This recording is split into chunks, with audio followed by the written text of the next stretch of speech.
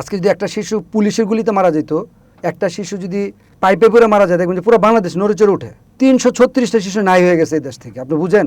সে বাবা মার হৃদয়গুলো আপনি বুঝতেছেন?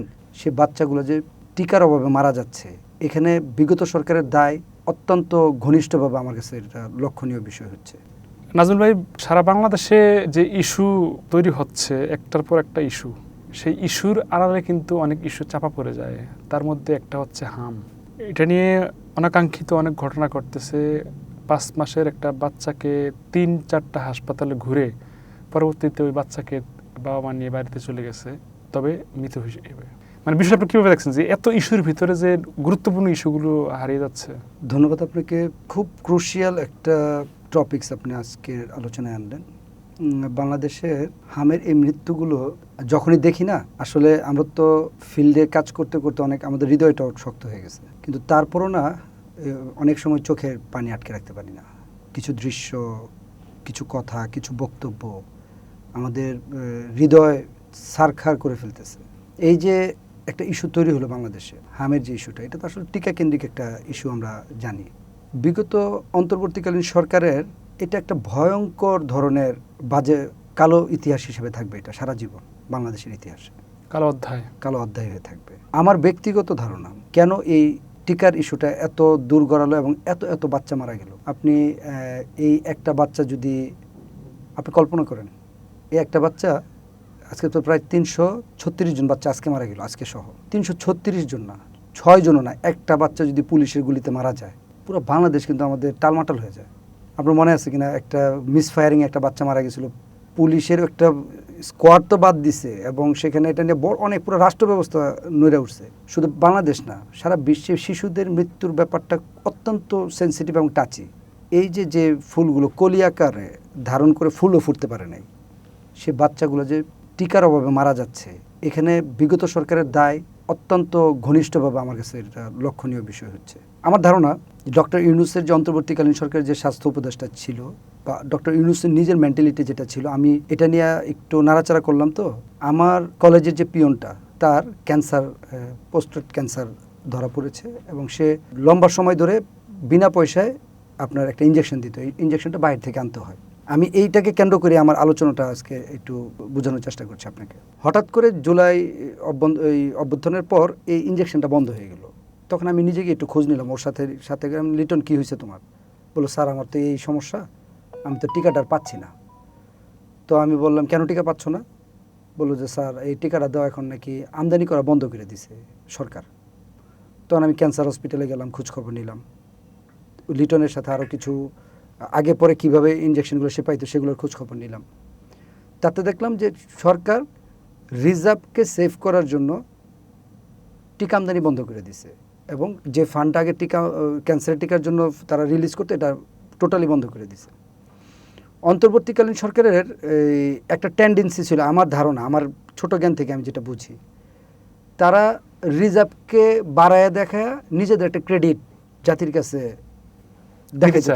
নিতে চেয়েছিল, বা এবং তারা খুব ভয়ঙ্কর ক্রাইসিস মিট করছে। এটা আমরা স্বীকার করি যে একটা রাষ্ট্রীয় অর্থনীতি ধসে গেছিল, সে ধস থেকে তারা ঘাড় চাপ দিয়ে বা মাথা টান দিয়ে উঠায় আনছে, এটা সত্য। আমি একজন ফিন্যান্সের ছাত্র, আমি এই জিনিসটা খুব ক্লোজলি অবজারভেশন করছি। বাট কিছু কিছু জায়গায় তারা বাড়াবাড়ি করছে রিজার্ভ বাড়ায় দেখানোর জন্য। তারা চাইছিল ক্যান্সারের টিকা অফ করা, বাচ্চাদের টিকা অফ করা, রিজার্ভটাকে তারা একটু বেশি দেখাবে, যাতে মানুষজন সারা জীবন তাদের প্রশংসা করে। বাট এই প্রশংসা পেতে গিয়ে তারা কি করছে, পুরা জাতিকে একটা আত্মহত্যার দিকে নিয়ে গেছে। কীরকম, আপনার গ্যাভি যে টিকাগুলো দেয়, এটা তো ইউনিসেফের মাধ্যমে আমাদের বাংলাদেশে তারা প্রোভাইড করে। এটা হচ্ছে ইউনিসেফ সরাসরি এই টিকাগুলো দিয়ে দিত বাংলাদেশকে, কিন্তু গ্যাভির সাথে ইউনিসেফের এটা একটা হচ্ছে ইন্টারন্যাশনাল একটা চুক্তির লম্বা সময় ধরে এটা খালি বাংলাদেশ গভর্নমেন্ট পেয়ে যাচ্ছে।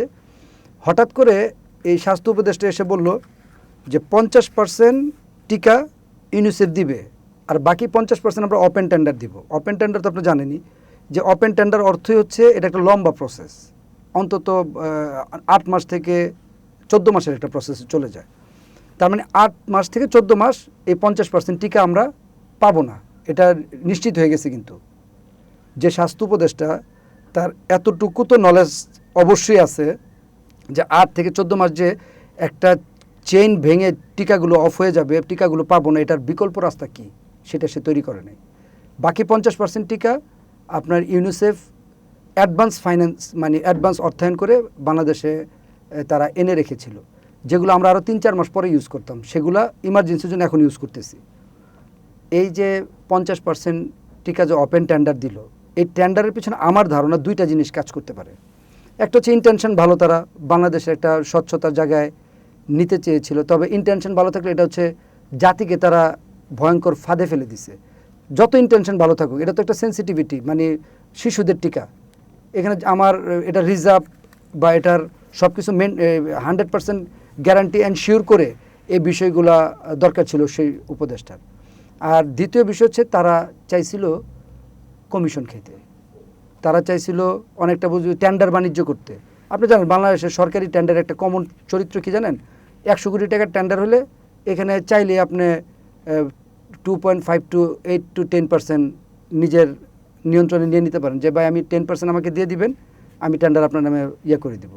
10% মানে হচ্ছে আপনার ধরেন এই টিকার দাম যদি সাপোজ 4,000 কোটি টাকা হয়, তাহলে তো প্রায় 400 কোটি টাকা, বিশাল লেনদেন না? হয় আপনার ইন্টেনশন ভালো থেকে সে ওপেন করতে পারে, এটাও হইতে পারে, আবার এটাও হইতে পারে যে সে কমিশন খাওয়ার জন্য এই প্রসেসটাতে সে গেছে, যেটা প্রমাণ হবে অবশ্যই। এত এত শিশু মারা যাচ্ছে, অবশ্যই গভর্নমেন্টের এটা একটা গভীর তদন্ত করতে হবে।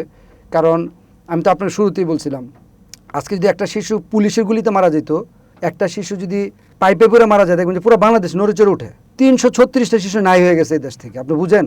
সে বাবা মার হৃদয়গুলো আপনি বুঝতেছেন, যে তাদের হৃদয়ের কান্না, তাদের আবেগ আপ্লুত জায়গায় যদি আপনি ভাবেন, আপনারও বাচ্চা আছে, আমারও বাচ্চা আছে, আমাদের তো ভাই ভালো লাগে না, একেবারে অস্থির হয়ে যায়, চোখ দিয়ে পানি পড়ে যায়। তো এগুলো ভাই, এই আমি তো বললাম যে ডক্টর ইউনূসের 3টা টেন্ডেন্সির একটা অবশ্যই। প্রথম টেন্ডেন্সি সে রিজার্ভ বাড়ায় দেখাইতে চাইছিল, যার কারণে সে এই জায়গাগুলোতে লাগাম টেনে ধরার চেষ্টা করছিল। দ্বিতীয় হচ্ছে কমিশন বাণিজ্য বা টেন্ডারের যে টাকা খাওয়া, এটার একটা টেন্ডেন্সি ছিল। আর তৃতীয় হইতে পারে যে সে এই কোনোটাই না, সে একটা ওপেন স্বচ্ছতার জায়গায় আনতে চাইছিল। 3টাই খারাপ, কারণ এই স্বচ্ছতার জায়গায় আনতে গেলে সেটা ব্যাকআপ ছাড়া সে স্বচ্ছতায় কেন আনতে গেল? এটা তো মানুষের জীবন মরণের ইস্যু ব্যাপার ছিল। তাই আমি মনে করি এই দ্রুত সময়ে সরকার এখন অবশ্য টিকা কার্যক্রম চালাচ্ছে 15 এপ্রিল থেকে। এটা যত দ্রুত সম্ভব পুরা বাংলাদেশে টিকা কার্যক্রম যত দ্রুত সম্ভব যদি সরকার করতে পারে, কাভার করতে পারে, আশা করি এই মৃত্যুহার খুব দ্রুত কমে যাবে। তবে এখন যে মৃত্যুগুলো হচ্ছে, আমাদেরকে এগুলো হৃদয় খান খান করে দিচ্ছে। আমরা আশা করি খুব দ্রুত এটার সমাধান হবে ইনশাল্লাহ।